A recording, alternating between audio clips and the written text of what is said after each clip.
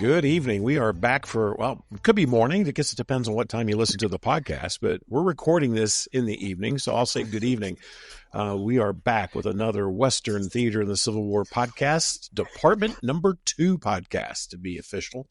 And tonight we have on a local guy to me, lives in Northern Kentucky, Richard McCormick, and we'll jump in here with just a little bit of an intro for Richard. Richard he runs the My Civil War Obsession blog, and it's on blogger.com. And Richard, I can't remember when I stumbled upon that, or if you had told me about it sometime, but I know I've been kind of following it. Oh gosh, number of years now. Because you and I have known each other for a few years now as well. So tell us a little bit about yourself. And, the purpose of tonight's talk is really to talk about a little bit of like, how do you go about research? And I'm talking about like, can we help educate others out there? Maybe folks that want to start their own blog, that sort of thing. And then maybe some of the projects you have going on too. But for right now, tell us a little bit about yourself to get started. Thank you. Well, I've been running Civil War Obsession since 2009.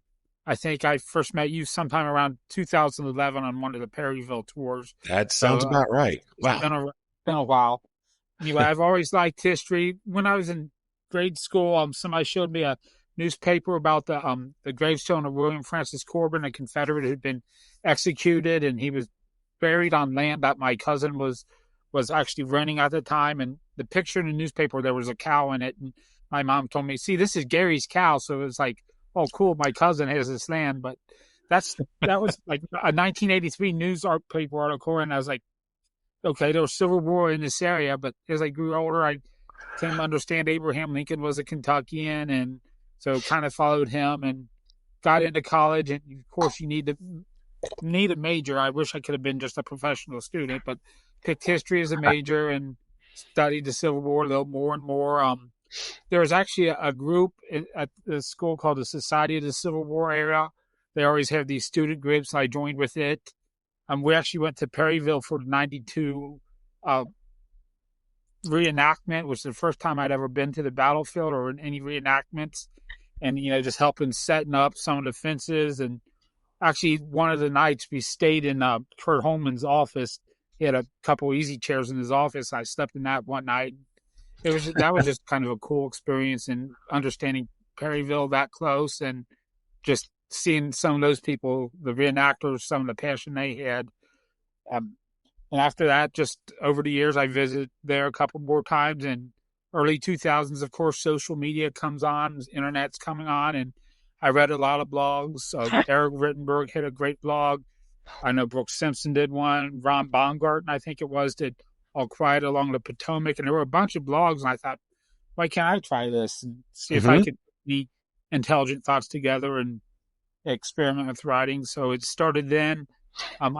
One thing, I couldn't think of what to name it, and I didn't want to come up with something too specific because there were a lot of blogs about a certain battle or certain states. I picked a generic name, and actually I think Civil War Obsession was about the best name I could have come up with. And, here we are, almost 16 years later, I'm still going on. So that kind of drives me, like, how'd that happen? Where'd the time go?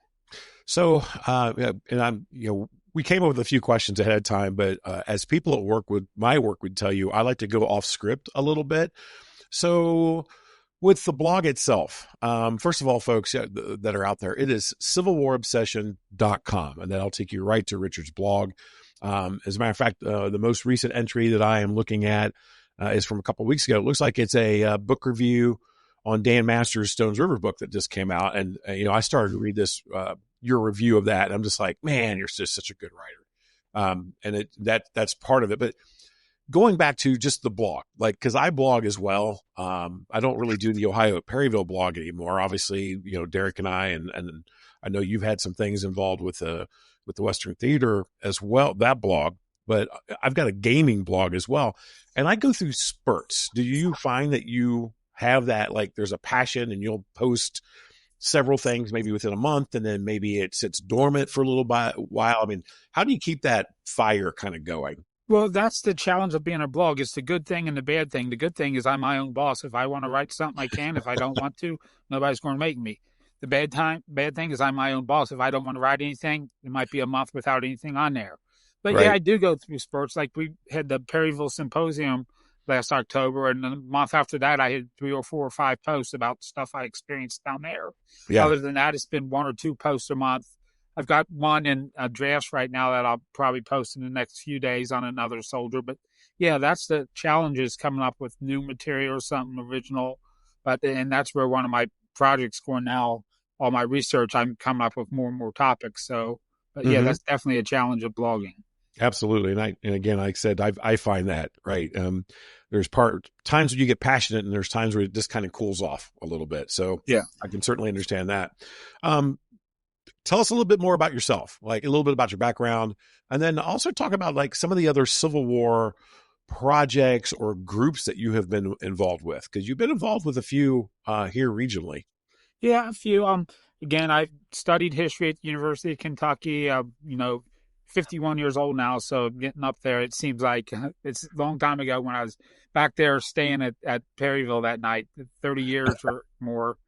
And it just, I don't know, just fall in love with the Civil War. I know there's a lot of people consider themselves historians, and so they'll talk about World War I and World War II. And I like American history, but it really is the Civil War where I focus on and where my books are. And so that's why I picked that name. A sports fan, like the University of Kentucky. And unfortunately, I still like the Reds and the Bengals, which gives us little hard times. but that's part of a sports fandom, I guess. But It yeah, is. just always like Lincoln and the Civil War and local history. I've been involved with the Campbell County Historical Society probably since the mid-'90s. I've been on their board of directors since 2011. And just over time, Campbell County and the Civil War eventually came together in my current project. How could you not combine two interests into one? But yeah, as you mentioned, I was with the James Ramage Civil War Museum on their board from 2008 or so to 2020. And then after the pandemic, it shut down. Now, that was a pretty fascinating experience. One, meeting Dr. Ramage, who of course wrote the books on Mosby and in your friend J. Hunt Morgan, we call him. But that's one of the first times I got you hear the phrase "a gentleman and a scholar." Dr. Ramage really was the epitome of that, and working for a museum and representing him was a pretty, like, you don't want to screw up with Dr. Ramage representing him, but it was fun meeting a lot of people and seeing the artifacts. And there was one time a guy came in. There was a diary we had, and I was describing it about how the guy had been on the Atlanta campaign, and the Union had a guy named Sherman, and that guy said, "Oh, we know about Sherman. We are from Atlanta." So that was kind of funny. And then, of course, a couple of years ago, there was the experiment with the Cynthiana Battlefields Foundation, trying to bring focus to that. Short-lived experiment, but I learned 100 times more in those 2 or 3 years than I'd ever hear about Cynthiana elsewhere. So that city's not far from me. I still drive down there every now and then, and it's, I look at the land a little differently. And Yes. then, but yeah, those were the main things: the Ramage Museum, the Historical Society, and Cynthiana. So there's a lot of local yokel stuff. I don't travel around to Gettysburg and Stones River and Les Lots, but it's stuff that I like, and that's the good thing about it being a voluntary thing. You do what you like. That's right. Going back to you're your own boss when it comes to your Civil War studies, right? Not just blog, but what you get interested in. You kind of touched on a little bit, but your own personal interest or your own connections with the Civil War? Well, just in the last few years, I finally found some family connections. One was John Hofstetter was in Company D at a 3rd Indiana, and he had came over from Switzerland, settled in Indiana briefly, and their most notable action was on day one at that small college town in eastern Pennsylvania, Gettysburg, which they were, I get apparently pretty in the mix of that's a pretty notable action to be a part of. They have a monument there, and they have a monument, I think, at Chancellorsville as well. Nothing spectacular. He survived the war, no promotions, but he survived, and that's why I'm around here. And then my another great grandfather, Benjamin Franklin Davis, was in the 7th West Virginia Cavalry just the last year or two of the war in the Kanawha Division. Mm-hmm. I had some, and I think a 3 times great grandfather, Nimrod McIntosh. I think it's a Bible name, but every time I get mad, I want to call somebody Nimrod, then I'm insulting my own family. But he was actually in Youngs Point, Louisiana, in the Vicksburg campaign. He got sick and ended up in the Veterans Relief Corps, had to end his career. And then last year I found out of a real distant cousin that was killed at Chickasaw Bayou at the end of December of 1862. So yeah. I have a couple other distant relations, but not a whole lot. And I haven't found any Confederate relatives yet. I haven't searched all the time, but those are kind of my main family connections. Well, I love the Nimrod McIntosh. There's actually 2 of them. If you look on Fold 3, there's 2 Nimrod McIntoshes. Mine was in the 7th Kentucky. He enlisted a little bit after Perryville, so he's only in 6 or 8 months before before he got sick. But he survived. So yeah, well, yeah, but Nimrod, that's hilarious. One of the things I really enjoy, and one of the things that the readers of your blog, I'm sure, understand, is your ability to deep dive, right? You delve into subjects. Tell us a little bit about some of your research techniques, or even, some of the sites or some of the resources that you use when you're researching one of your blog entries. Well, I'm guessing that most people listening to this have read Civil War books, and you've seen the quotes, you've seen the information in them, you've flipped through the bibliography and the notes, and you see all these sources. And so I read all these books. If I'm going to write something, that's how I'm going to do it. I'm not going to half-ass it. I mean, let's dig in, and that's what a good book is. That's what we all want.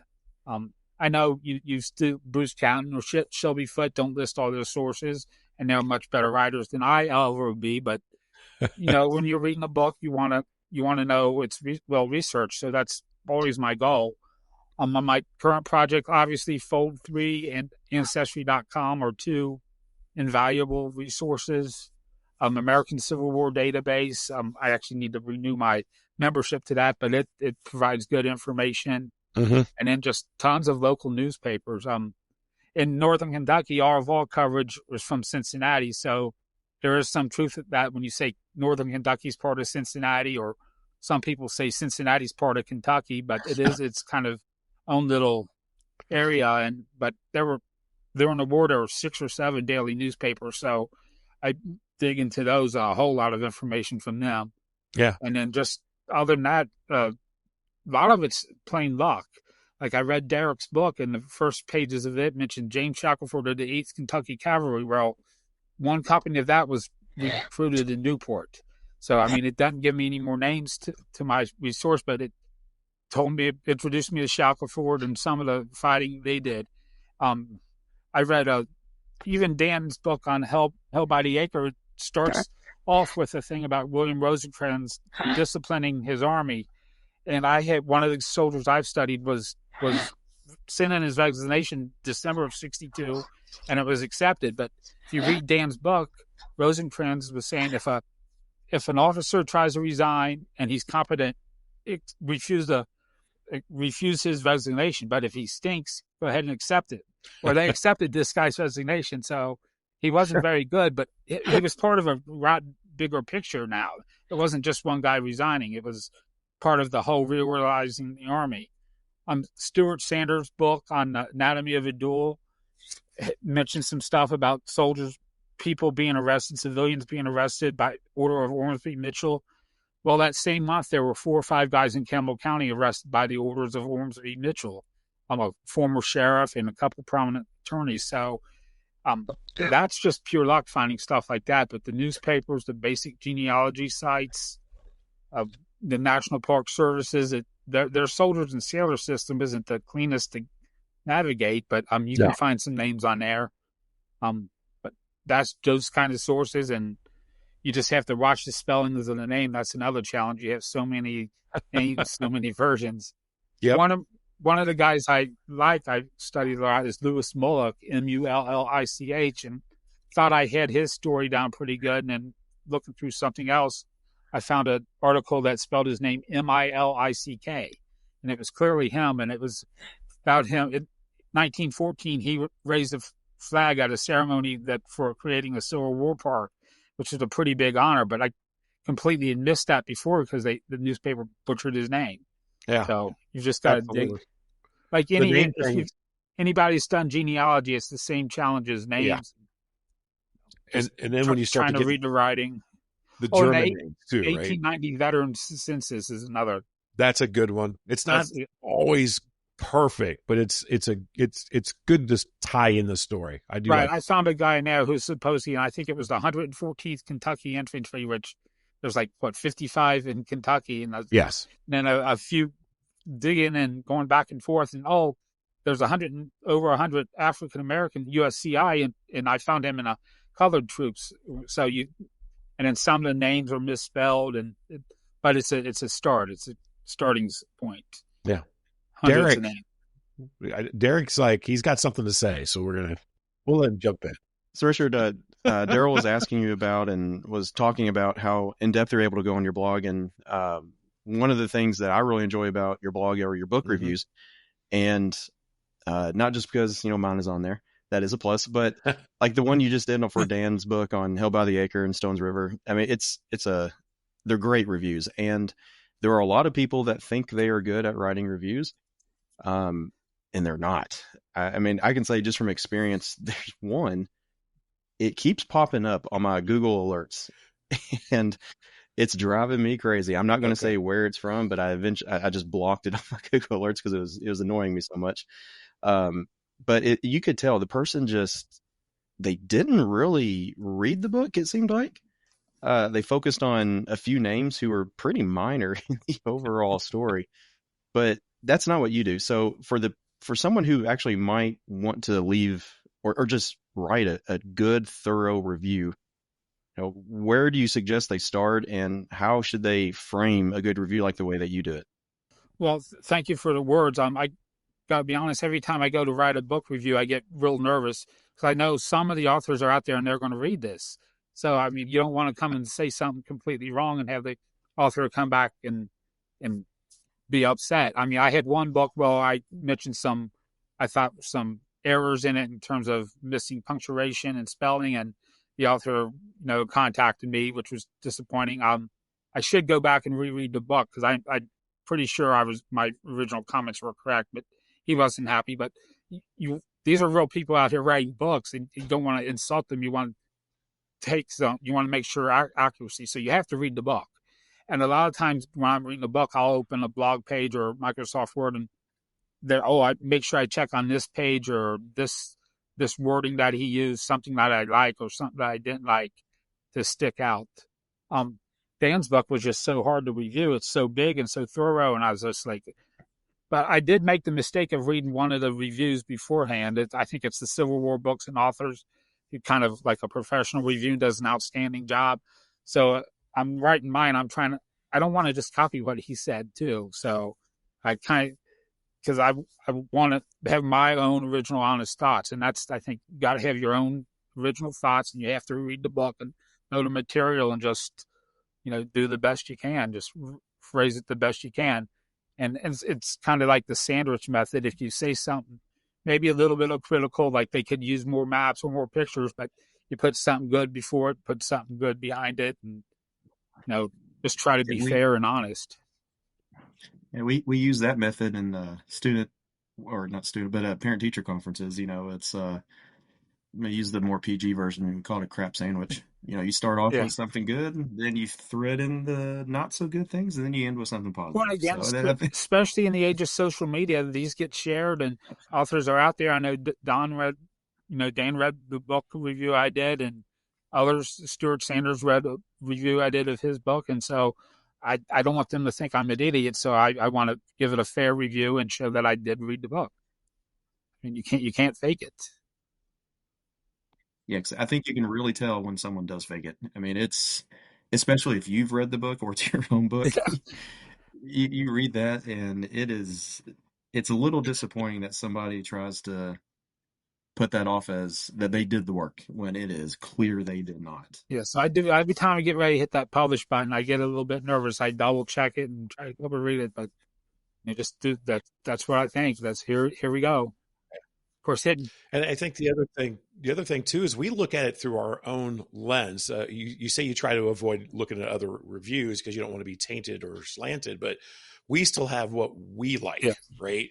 As a reader, as a consumer, you mentioned, needing more maps, Yeah. right? I did a review of Stuart Sanders' Mill Springs book that he came out with for History Press, and I love the book. And there's one map, and so and I did a review on Amazon, and I let Stuart know it's like, this really is the only issue I have with it is it's such a well written book. You want more maps to follow along. I want to give the audience a little sample here, so I'm gonna read from Richard's blog, and this is the recent review, and this is just the first paragraph. Held by the Acre is simply a terrific book, and when I say book, I mean book. It is over 600 pages, hardcover, with a wonderful dust jacket. It is thick and heavy. It reminds me of the scene in Crocodile Dundee when Mick Dundee says, "That's not a knife, this is a knife," and whips out a large, intimidating blade. I'm just waiting for someone to show me the book they just read so I can say, "That is not a book, this is a book," and drop it down with a loud thud on the table. That may make little sense from a true perspective of a review, but it was the first impression I got and maintained. It's just a different tactile sensation that I get from most books I read. No ebook can match it. And of course, then he goes on with several paragraphs of this review. But this is the type of writing that Richard brings to his blog. It's insightful, it's honest, and it's fair. And I think that's, Derrick brought it up, but from a book reviewer's perspective, and I think we've all reviewed books in one shape or form, I aspire to write like that. I'm a little too point by point.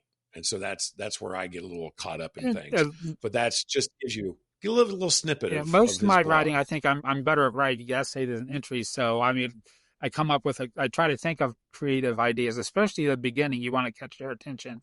I was really happy with that paragraph, how that came out. But yeah, that's always a challenge trying to write. I want to write it so people can read it, not just like an essay for a teacher. Yeah. It's a great, and again, that's a great snapshot into Richard's blog. Again, I just want to make sure everybody hears the URL. So it's civilwarobsession.com. And I haven't even looked. I should have looked at this, but I mean, I don't know how many dozens and dozens of blog entries you have on that. There's 650, I think, published, which sounds like a lot, but over 15 years. Well, yeah, but still, that's still a lot. Between 650 or 700, something like that. It's a bunch of words. But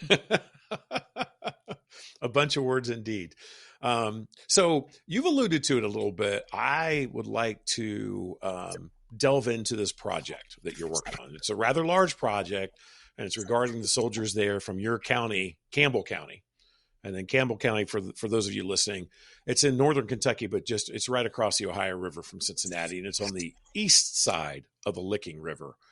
So tell us more about this project that you're working on without maybe giving out, too much information, because you don't want somebody else stealing your idea. Yeah, this is where two passions met. I always liked local history, and I always liked the Civil War, and these two come together. And it's actually fascinating the heck out of me. I've talked to a few other people about it who say maybe too much Civil War for the people like local history, maybe too much local history for the people like Civil War. But for me, it's perfect. I just years ago, I walked through Evergreen Cemetery and saw some of the soldiers buried there. There's the Union section, but then driving around, you find other headstones, and walking through, you find other headstones, and then visited other cemeteries and started realizing there were a lot of people here. Because when you're in school, you don't get a local history. There's just not much time for them to teach local history, and all historical society hasn't had a whole lot of information. So I saw that void, and it's like, my first thing was just to list name and units and come up with a big spreadsheet. And that's certainly part of it. I've got 1,600 names on it. But then I found out these guys fought at real battles, at famous battles. They were arrested, they deserted, they died, they killed, just like everybody else. But except they lived right here. And then with all the local newspapers, like I said, all these Cincinnati newspapers, some of them were frequently in the paper not always for the war service, but the years after the war. One guy was William Hart, and he was born in Cincinnati, but then he was mayor of Newport for a few years. And there's one story where some guy came in complaining about a fine he had. Hart just punched him in the mouth, and the guy walked out of the office. I'm like, okay, well, that's Newport. It's 1880s Newport, and the mayor just punched a guy in the mouth. And it's reading one story I just finished, maybe a blog entry sooner, but a guy named Samuel Nelson. His dad died in 1854, leaving a widow, Samuel, who was 8 at the time, and a sister. But Samuel, when he turned 18 in 1864, he joined the 53rd Kentucky.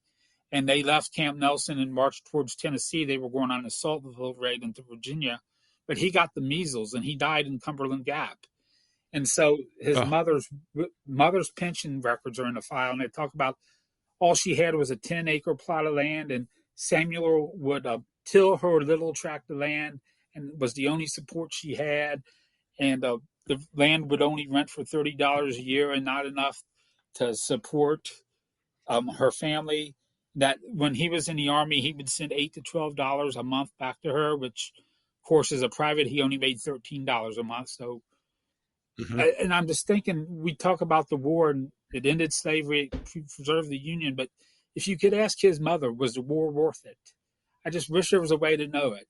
1867 or so, the nation's together, but she and her daughter are struggling. I wonder how she would answer that question. And those are the kind of things I'm studying more in depth, the real people and the real situations, as I'm starting to learn more about in this county. How I've got several interesting stories. One guy who survived Andersonville and came home, and he lived till the 1920s, but his wife outlived him. His wife had 19 children during her lifetime. 14 of her kids died before she did. She buried 14 kids. Jeez, and if you're in Cincinnati, you know about the 1937 flood that was so devastating, even down towards Louisville. But she had to move her house. Here's a woman that lived in the Civil War in the 1860s, had to move her home because of the 1937 flood. I mean, 70 years later. And it's just another guy who in the late 1900s filed a lawsuit against the telephone company because he didn't like how much they were billing him. Like, okay, he's been dead 100 years, but we can feel your pain, brother. We all know that. Civil War soldiers. I was going to say, can we do that now? Benjamin Perry, I think it was, sued the telephone company. I mean, and a lot of individual stories like that. Other ones are just ordinary. So they served the war, no medals, no captures, and come home, work on a farm or work as a carpenter, and went on with their lives, normal people. But it's the local part of it and the war part of it is fascinating. And another big story in our county was the murder of Pearl Bryan in the 1890s. She was a pregnant girl from Indiana. Her boyfriend and a friend cut off her head and left her body in the middle of Fort Thomas. I mean, it was a sensational story. It's the crime of the century for sure. But two of the doctors that examined her, in the 1890s, were Civil War soldiers. One of the cops at the scene was a Civil War soldier. And it's just, even 30 years later, you've got all these former veterans around working together, involved in the same stories. And it's just so many stories like that nobody tells. I mean, that's not as glorious that, charging the enemy or holding off an attack at a battle, but these are real people and real lives. And there was just so many of those soldiers, even so far away from the major battlefields. There were so many of those soldiers throughout the county, even years after the war. And it fascinates the living heck out of me, I'll be honest. Yeah. For most of these guys, as you've pointed out, Civil War is just a short chapter. It's an important life-altering chapter in many cases, but it's just a chapter. They continue to go on. You talk about these discoveries that you have, these people that live into the 1920s, 1930s, was similar, but not in as a grand of a scope of what you're doing. Is I documented as many Butler County, Ohio soldiers as I could. That's my home county. And I come across one guy's, GRC, grave registration card, and he died of car asphyxiation in the 1930s. And so you got a Civil War veteran who dies of basically carbon monoxide poisoning in the 1930s. So it's kind of like, these guys are seeing, the advent of the machine gun, and they're seeing flight, right? They're seeing aircraft and then cars, and it's just amazing. Yeah, there was one book I But read. I forget the title, but I know I've quoted it in one of my stories about what these guys lived through from the 1820s or 30s all the way up through World War One and automobiles. Even I've read a couple of stories about the Memorial Day parades, and they needed automobiles for the veterans to ride in. So I've got one picture of a guy, with his family, and in the background there's an electric pole and there's a car back there, and it's kind of like that one picture says so much. does. Very cool. So your plans for this are what? Good question. When I started it, I was hoping to write a book because hey, have a book with my name on would be pretty cool.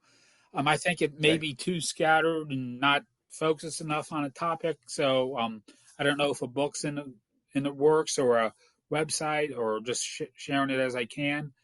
I've got a couple ideas. There's one guy in Campbell County named George P. Webster, not the guy from Perryville, who I was going to say, is that George Penny no, I Webster? read George Parmalee. I wish it was the same, but I writing just a story just on his life and career, and it's like 35 or 37,000 words right now just on one guy. Oh my gosh!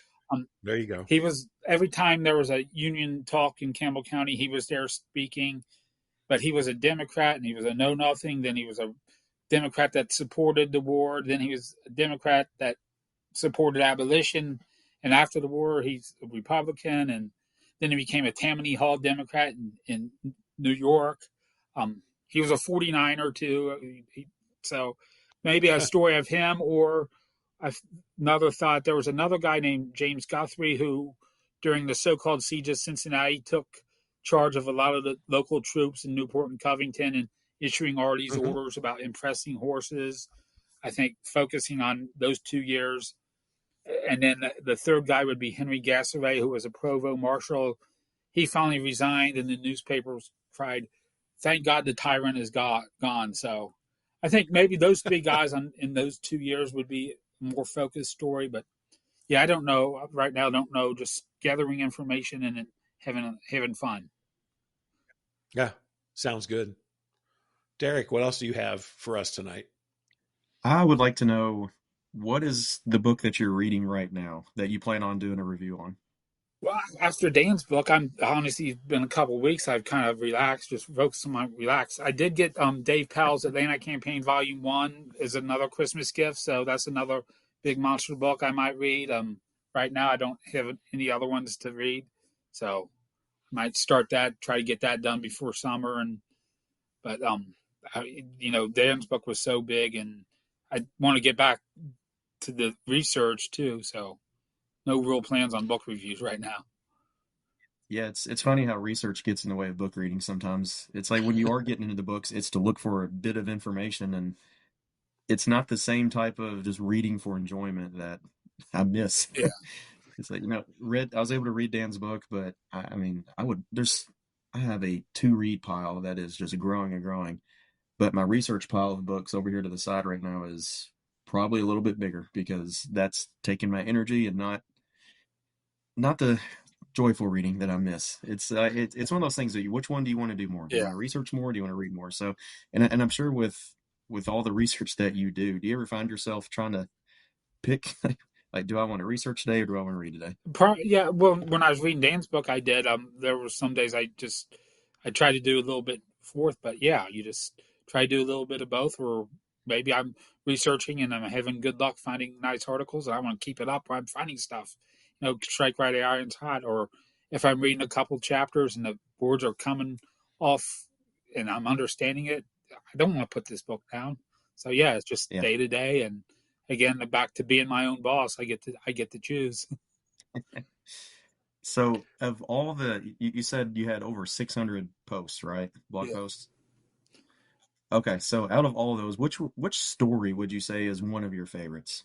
Because I know you've got a lot you probably have to think through. Well, I mean, if you could choose one. Well, I did when I first started the blog. One story I found out was the Seither brothers who lived in Campbell County. There were 4 brothers who had immigrated from Germany. Before the war, one of them moved to Louisiana, He ended up being drafted or somehow joined the Confederate Army. The other three joined the Union Army. So this was the ultimate brothers versus brothers. And the one Confederate and the one Union, one of the three Union guys lost a right arm in the war. And when they came home, the story says they got together and they compared notes to make sure they never fought against each other. But then in 1898, there was a massive grand army of the Republic encampment in Cincinnati. And these four brothers were marching in this Union parade. Three of them were in blue coats, one of them wearing gray coat. And they got the crowd's attention. But I had 4 or 5, I think, family descendants contact me about that post, and that's pretty good. I've had a couple of others where descendants or family members read my post and contacted me, and that I know somebody's reading them, but there's people that care about these guys out there too. So that one on the Scyther brothers, I like. That's one of my favorites, I think. But there's so many more. This George Webster one I'm working on is fascinating too. He just did so much. And there's another one I did, Lewis Wolfley, the third. He was actually in the 3rd Kentucky Cavalry, so another unit involved in Newburgh. But 1890, he became ancestors unit there. He became governor of Arizona for like a year and a half before he was kicked out because he couldn't get along with anybody. But I found in the official records one time they said Major Wolfley captured 38 guerrillas today, and whoever the general in charge says, why did he capture them? There's better ways to handle those guerrillas. Obviously implying he should have killed them. So that was kind of a fun story too. I mean, nobody from Campbell County or this area has ever been a governor of Kentucky, but hey, we had a governor of Arizona of all states. Yeah, I like the quote you said there about the 38 guerrillas. There's a better way to handle them. I forget the general who wrote that, but yeah, he obviously wasn't happy about having prisoners. Yeah, because that was actually something we just talked about last episode. Was we kind of delved in a little bit to the 1864-65 guerrilla war there, and so in speaking of that, in Campbell County, was that guerrilla problem as huge as it was, say, in other parts of the state? I don't think it was as huge, but I know there were a couple of horse thieves, John Caldwell, and there was another guy, I forget his name, who was more known around the state. There were some horse thieves, and there were some problems. There were a lot of people arrested for being Southern supporters, but there was maybe a little bit of a battle in Cold Spring, but it just said there was a skirmish in Cold Spring, but I don't think it's as big as it was in the rest of the state. And one of the things you do feel sometimes like this part of the state is different than the rest of Kentucky. It's, it's more maybe more Midwestern or whatever, but like that stuff I found in Stuart Sanders' book where what he was talking about was happening here. So, but no, I don't think the guerrillas were a major problem. But I started this project, I was focusing on the Union soldiers, and I found hundreds of names, and years later, I haven't gone a full bore into the Confederate side, which I need to do. You have to tell both sides of the story. So there's probably more out there for me to discover, too. I know John Caldwell was one of the main names I know in terms of bothering people in the area. Campbell County also has ties, well, definitely to one regiment, and you keep coming across probably several, but what's the most known regiment that comes out of Campbell County, or part of it comes out of Campbell County? I know the answer. Probably the most known is probably the 15th Kentucky because of Perryville, and then at the Bottoms Hill in Perryville, and then they were at Stones River and in Atlanta. But the 23rd Kentucky, I don't think is as known, but they were in reserve at Perryville with Crittenden, but they were in most of the major battles in the West. And actually at Chattanooga, there was the Battle of Brown's Ferry in October. They started to open the Cracker Line, and William Hazen sent a group of the 23rd Kentucky as the landing party. So that was probably their most famous service. But those two, the 15th and 23rd, are probably the most well-known. Yeah. You did an article, if I remember correctly, on the 23rd at Browns Ferry. Is that correct? I think so, because I found 3 or 4 men from Campbell County that were killed or mortally wounded there. Yeah. So, but yeah. And I did one that was based mostly on the 93rd Ohio. with Hazen there at Browns Ferry as well. And 93rd Ohio has ties to my home county. So it's kind of like this, I don't know, symbiotic kind of weird situation. So, what else is it? What else should we know? I mean, how do you want to, If somebody out I there don't is want to say looking for a project, but figure out what you like. yeah, If you like cavalry, focus on cavalry. If you like local history, maybe. I mean, every county in Kentucky was involved in the war some way or the other. So check your local historical society. Your local friends that like history, what they know, or find your passion. Start writing, or start reading, and do your best. I mean, I'm lucky to have two yeah. things I like so much come together in a way that makes sense. So, but you have to look for it sometime. Yeah, absolutely do. And again, we're fortunate to live where we live. You mentioned the numerous amount of Cincinnati newspapers. There's 2 or 3 German ones at the same time as well. And so there's just a lot of information. We're fortunate to be in this area, because if we need resource material locally, we usually can find it.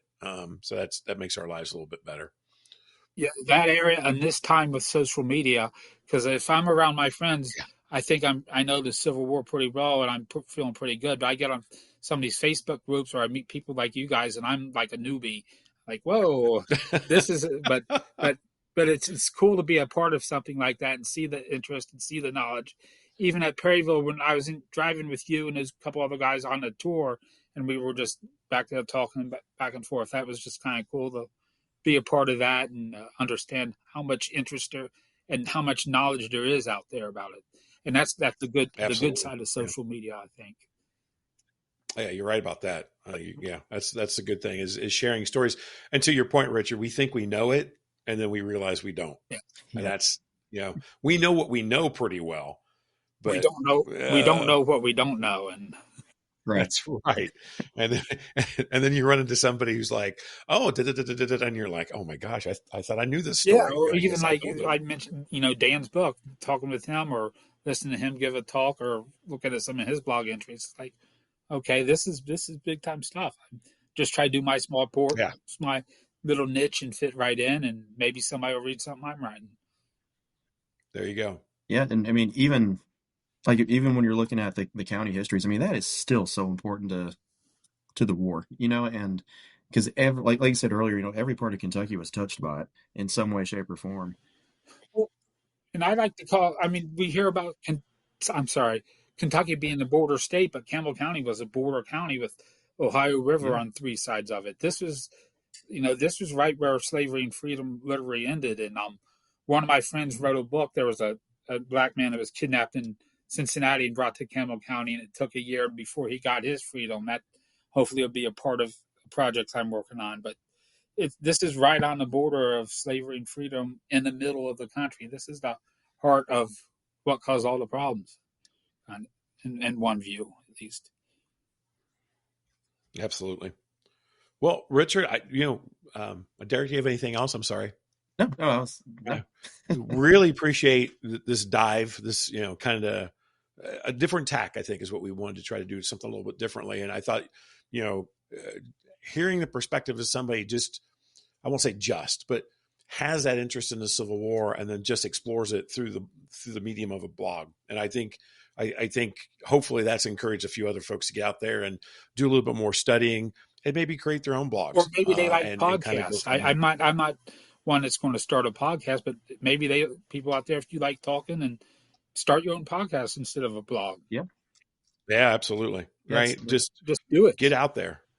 I would love some more stuff to listen to on my drive to work. So yeah, I mean, if there's another podcast that will pop up, I mean, I'd give it a listen. But yeah, and like you said, just the soldier stories are so. Yeah. I love reading those and getting to know the people that did all this stuff that we love to study, and just it's a good reminder too that, like you said, this was a small part of their lives. They might have served 1, 2, 3, maybe 4 years, but then they lived 90. So it's. Mm-hmm.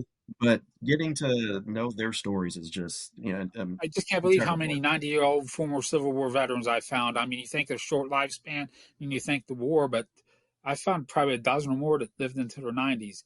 And the one thing I guess I should mention, I've didn't start at first, but I started trying to collect pictures. If I find their picture on Find a Grave or Ancestry, I start saving those pictures. That adds the humanity to them too. If you just look at their pictures, that'd be one of my suggestions as well. If gather pictures, if you can find a picture, because I've got a relative that served in the 35th Ohio that was wounded at Chickamauga, and he was a fairly prominent citizen in his county after the war. I have yet to find a picture of him. Which is really kind of frustrating. I want that human element, right? I wanted that.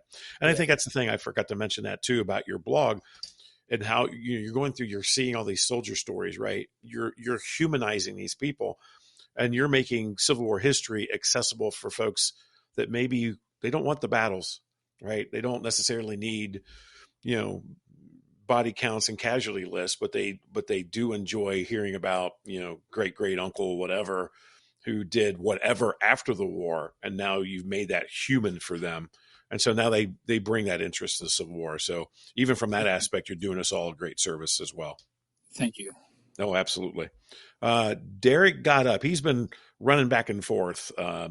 He's got, y'all know he's married with a couple of young boys.